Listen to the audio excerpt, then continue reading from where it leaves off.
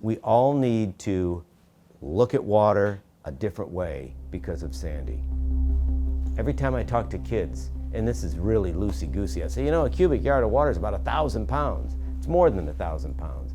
Because then you think, wow, that's a lot of weight. Wait, now let's add force to it. Let's add movement to it. Sandy was a super storm, but it was like a super study in physics and what water can do. The most amazing storm I've ever witnessed.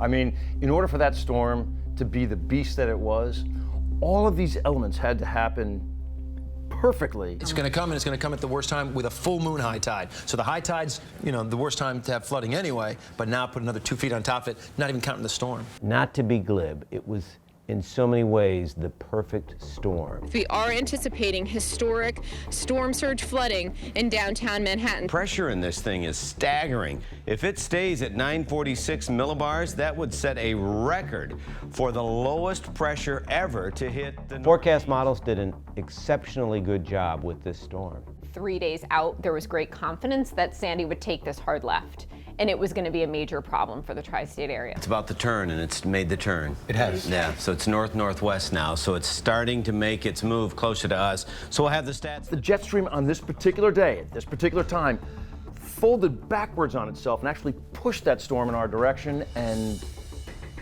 what happened. It started as a tropical system, and then it took on more of a nor'easter character with stronger winds. So you have major rotation, counterclockwise rotation forming over warm water. I want to talk about what all that wind has done with the water, and it's all about surge, record storm surge, pushing all that water onshore. Look at this. At the time it actually made landfall, the National Weather Service was no longer classifying it as a hurricane because it had taken on a different energy form. As it makes its journey to the north, you got to remember, still warm. Ocean temperatures in October can be sublime, but they can also be the fuel these things need. It's the hours of 8 o'clock tonight until midnight. That's when we say, hey, this thing lived up to the expectations for New York City. Because I'll tell you right now, it is living up to the expectations for the Jersey Shore. This storm, when it took that hard left-hand turn, was way out to sea, took a hard left-hand turn, so we had a while where this storm was just coming beelining straight towards the Jersey Shore and what's called the New York Bight. New York, Connecticut, and New Jersey form a corner like this in our topography, and that just, it's a catch-all. It's a basin that just does not allow water to flow out. It comes in there, it has nowhere to go, so it goes up and over and floods the land. Storm surge is the result of a hurricane moving in your direction and piling that water up on shore. And I'll never forget Elise Finch being down at the Battery Tunnel, and it looked like the Colorado River.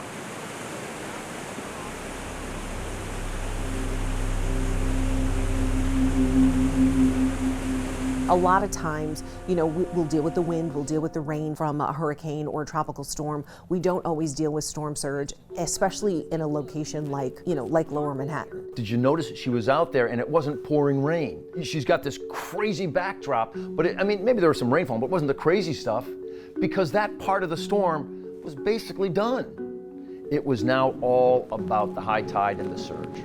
I think the most interesting thing about Sandy is up until this point, there hadn't been another storm in recent history that brought the level of storm surge that Sandy did. A year prior, Irene brought flooding rainfalls for portions of inland New Jersey, and maybe there'll never be flooding in inland New Jersey as epic as there was for Irene. But Sandy was the amount of storm surge that this beast would create. Sandy opened our eyes to what a storm like that can do. And I'm also happy they came up with that term superstorm, because a lot of people do believe, because of what it did here, they think that, well, that's the term they had to come up with because it was even bigger and more destructive than a hurricane. Well, it's the term they came up with because it didn't have warm air in the center. It couldn't be a hurricane, it couldn't be a tropical storm, but they needed a name. They needed a name to drive that home. So Superstorm Sandy will live in infamy.